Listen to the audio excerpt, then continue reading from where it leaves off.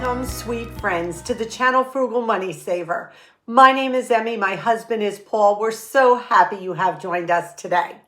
Get out your paper and pens because today's video, Paul and I are going to be sharing 10 ways, well, actually 11, because there's going to be a bonus at the end. Frugal people can become rich. Now, I'm not only talking monetarily, I am talking rich in spirit, rich in joy, rich in contentment. So sit back and let's get right to this video. The first thing frugal people tend to do to become rich is not to buy a new car as soon as they get bored of their old car. One of our cars is a 2011 SUV. It's got over 100,000 miles on it. Society would probably tell you, your car has 100,000 miles on it, it's time to look into a new car. But to Paul and I, one way we save big money is not buying new cars all the time. What we do instead is put money into repairs to keep our car running safely and pass inspection and do all the things that a safe, good car would do. We just had to put money out. We needed brakes. We needed new sensors. What did we need? Wheel hubs, wheel bearings with sensors. Okay, wheel bearings with sensors, transmission flush. But what we're saying is, it is cheaper to maintain the car you have in safe running condition than to go out and buy a new one. It is much cheaper than going out, buying a new car, down payment, and then having monthly car payments every month. Think about what a car payment would be. Times it by 12. Would it be cheaper maintaining the car you own? For us, it certainly is. Now, there will come a time when the car becomes unsafe and you can't drive it anymore, and it would cost way much more than it actually would be worth. But we are not there yet. So if you are not there yet either, keep your car well maintained. Put the money you need to into it. And avoid picking up those high price monthly car payments. Number 2, never vacation or entertain yourself above your means. So that means if you're taking a vacation, you want to go hiking in the mountains, skiing, don't ever let those vacations or those ways that you entertain yourself put you into debt. Those kind of leisure activities have got to remain within your budget and continue to allow you to live below your means. If you get the attitude, oh heck, I'm going to do it anyway, let's just have a good time, give yourself 24 to 48 hours to think about that impulse, trip, entertainment, whatever it may be. Seriously think about it. Is it going to be worth going into debt for just so you can entertain yourself? Just so you can have a good time? We're sure you can find something just as fun to do within your means and without going into debt. So don't let having a good time rob you. Number 3 goes hand in hand with number 2. You don't want to go into debt ever to have a good time, to entertain yourself. So what do? Keep ways to entertain yourself and keep yourself occupied close at hand. Keep them within your home. Books, music, arts and crafts, CDs, movies, whatever it may be that gives you joy, that gives you entertainment, that allows you to have downtime, keep it within reach. Keep it so that you don't have to go out of your home to find it, and you will save yourself a ton of money. Paul and I in the wintertime watch movies. It's cold here in the Northeast. We don't get out a heck of a lot, especially in the evenings after it's dark and it's even colder. So we went to a church sale the other day and we found something for $10 that will probably give us, I don't know how many nights of entertainment within our own home. So I'm going to turn the camera around and show you what we're talking about. Here is something we just invested in for $10. This is the Rodgers and Hammerstein collection. It is 6 DVDs. We have got The Sound of Music, State Fair, Carousel, Oklahoma, The King and I, South Pacific. Oh my goodness. These are just one great classic after another. These are 6 movie nights that we are going to be paying little over $1 for in our own home. We've never seen Carousel. We've never seen Oklahoma, and we've never seen South Pacific. We're the type of people, if we like a movie, we will watch it over again. So for $10, we have something at hand. When we get restless or if we're bored, we have 6 movies that are just waiting to be watched with some popcorn, and that makes for a cozy, wonderful, entertaining evening. Number 4, another way to get rich is to save your money in a high yield CD savings account, certificate of deposit. We have talked about this before. Now, I know some of you don't believe in banks, don't trust banks, then we understand that. But for those of you who do, right now, annual percentage rates are over 5% for CD savings. We haven't seen that in years and years. And if you are a saver, somebody who saves money, which Paul and I do, then these are the accounts you're going to want to look into right now. Now, you need to understand with a CD account, you're allowing the bank you choose to hold your money for a certain amount of time and you can't touch it. So it could be 3 months, it could be a year, whatever time frame works for you. So don't tie up all your money if you think you may need it for something. But if you have money that you can just put away for a couple of months, a year, that can just earn some interest, CD savings account right now are the way to go. So check your local banks and see the rates they're offering. Number 5, don't covet what someone else has. I know that sounds pretty simplistic, but in all actuality, it's a pretty hard mindset to overcome. We see somebody dressed a certain way, or having something that we want, or having a home that just looks so beautiful that we're willing to take our starter home and trade it in for bigger and more expensive. Stop yourself. If you have gone this far without that particular item, odds are you probably don't really want it or need it. I had come to you not too long ago and asked you all, should I get a food processor? And so many of you said, Emmy, you've made it this far without one. Don't think you really need it. I thought that was so intuitive because it's correct. So when you find yourself thinking that or looking at something and saying, boy, I wish I had what they had, remember, you've made it this far. You probably, honestly, don't need that item, and it will not make you any happier than you are now, even if you did get it. Maybe for a while, maybe for a month or so, but odds are, if it's a physical object, happiness isn't going to last for long. Number 6, Paul came up with a great one.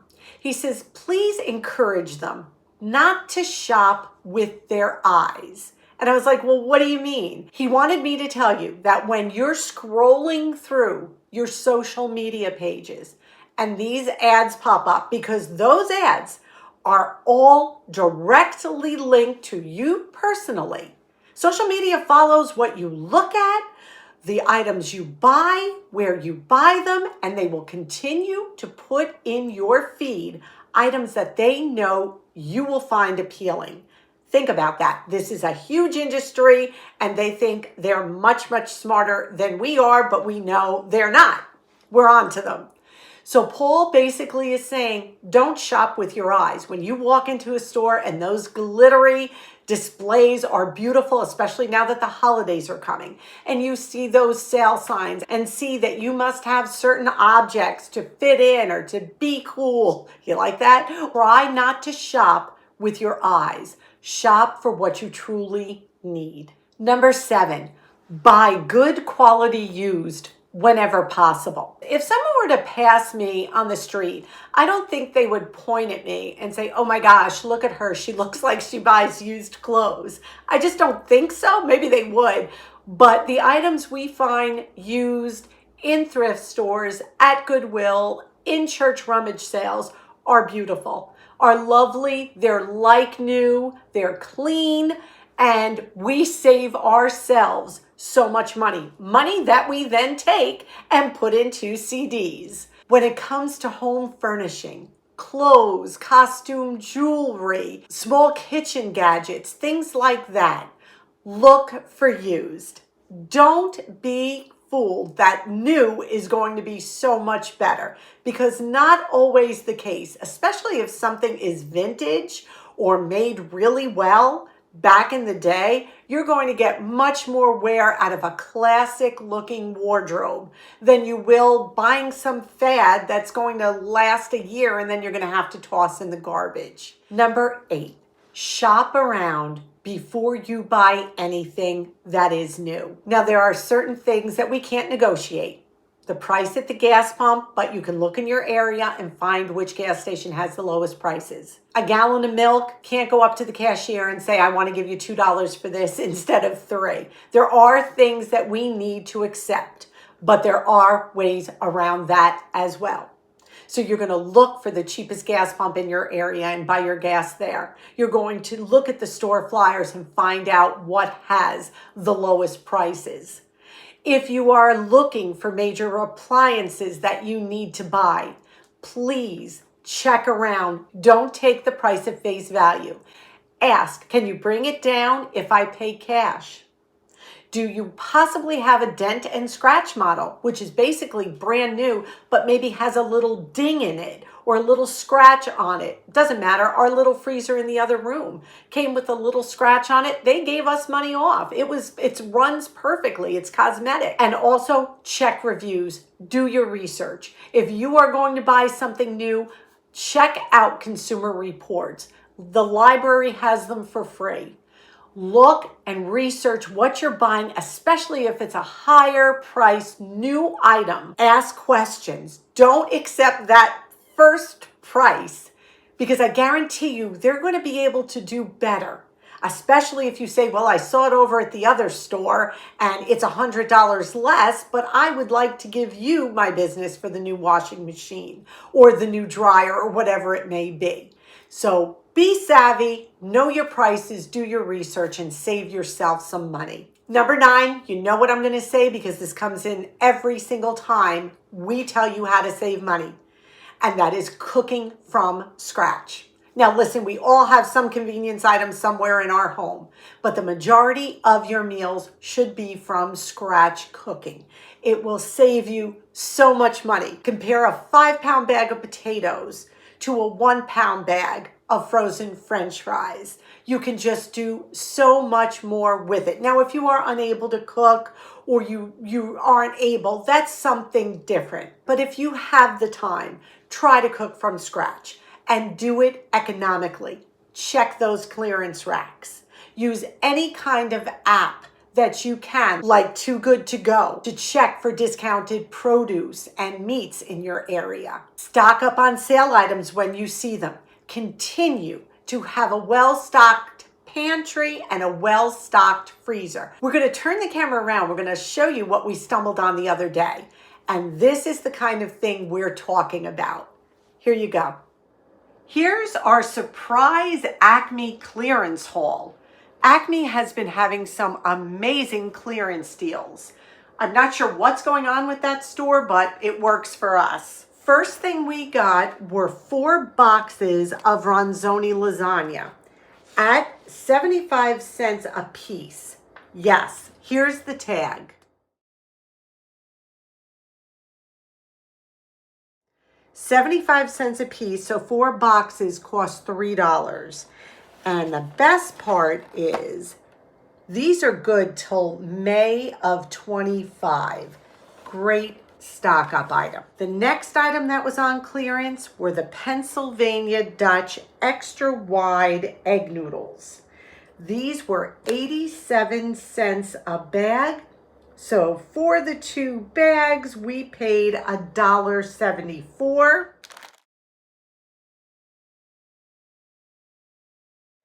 And these are good till November of 24. So we'll just add those to our stockpile. The Tetley tea. Now, you know I love my Food Lion tea. That's the best. But there are no Food Lions within about 800 miles of us. Well, that's exaggerating, maybe 500. And my second favorite would be Tetley. These were $1.32 a box for 100 tea bags. So that came to $3.96 for the 3 boxes. And they are good till February of 2025. Another amazing deal. Then we have the Maxwell House coffee. This is the big guy. This is 24.5 ounces. Here's the tag.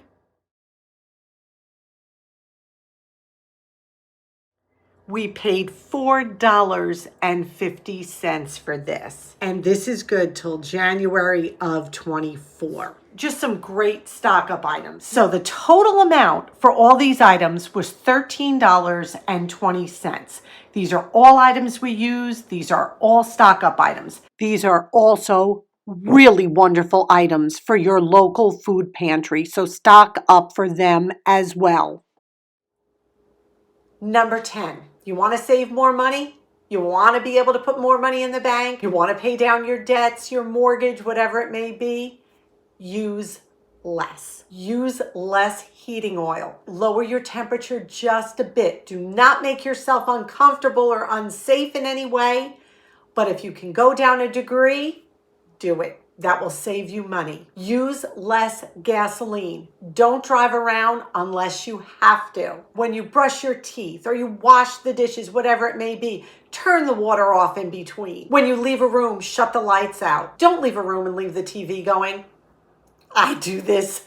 I cannot tell you how many times Paul will be like, Emmy, the TV's on, and I'm upstairs doing something else. I have to really watch that. Wash your clothes in cold water if you're able. There are so many ways to use less. Our videos are packed full of them. So next time you go to do something, think, can I use less of this? Less toothpaste. Less sugar in a recipe. And another way to save money along this, use less, spend less, do some DIYs if you're physically able to.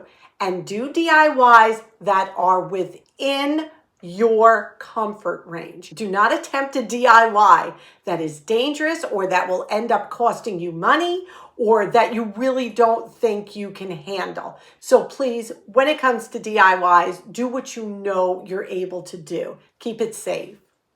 And for your last bonus tip, number 11 is how to be rich, give more.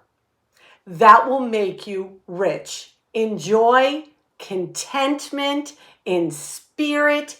You will be so much happier and content when you tend to give more. When you give more of your time. When you give more of your talents, even when you give more of your money, it always seems to come back, doesn't it? And these riches are not riches that you can measure on a bank statement. These are beyond those kind of riches. These are the true blessings and riches that make life so wonderful. Now, with that being said, yesterday morning, we went on at 9 a.m. and we picked our winner for our happy planner. So let's get into the computer room and see who won. All right, it is time to pick our winner. It's Thursday, September 28th, 9 a.m. I am going to put the video right here. We want to see comment replies. We want to filter out duplicate users. One winner, show random names. 1 + 7 = 8. And we're going to get our comments. Here we go. So we have 483 entries. We are going to start. Here we go. Richard Schmidt. Yay! Oh my goodness. Congratulations, Richard. Yay. I think this may be his wife, Dawn. I know she comments a lot. Yay! Wow, Dawn! Yay, congratulations. She's never had a Malamar before. Dawn, you got to find yourself a box of Malamars. Congratulations, Richard and Dawn. Congratulations. Thank you for watching. Congratulations, Dawn. We are so happy you won, Dawn. Thank you so much for being a part of our channel. You always leave us such encouraging comments too. Please, Dawn, just send us your mailing address to our email address, frugalmoneysaver@gmail.com, and we will get this right out to you. Congratulations. Today's question of the day: what is one thing you do that you know makes you richer? And I'm not going to tell you which richer. You choose, you pick, and you tell us one thing that makes you richer. We thank you so much for sharing this time with us. We hope this video was helpful. We hope it was encouraging, and it will help you realize that you are much richer than you probably think you are. Please, if you enjoyed this video, which we hope you did, give it a big thumbs up. It really does help us out in the world of YouTube. Subscribe if you haven't. Come on in and be part of our family. We love you all so much, and we appreciate you all so much.